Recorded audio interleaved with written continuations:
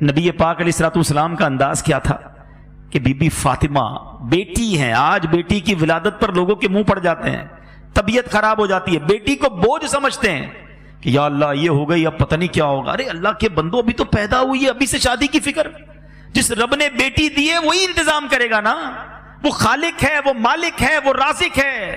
نبی پاک علیہ الصلوۃ والسلام فرماتے ہیں جس کا مضمون ہے کہ جس کی 3 بیٹیاں ہوں اور اس کی اچھی پرورش کرے اور ان کو اچھی طریقے سے پال پوس کر بڑا کر کے ان کا رشتہ کر دے، اللہ کریم ان 3 بچیوں کے بدلے اس کے والدین کو جنت عطا فرمائے گا، جنت واجب ہو جائے گی۔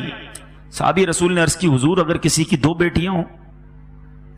اللہ کے حبیب فرماتے 2 بیٹیاں ہوں تب بھی جنت واجب ہو جائے گی۔ جب پہلی بار میں یہ حدیث پڑھ رہا تھا نا، میں سوچنے لگا میری تو 1 بیٹی ہے۔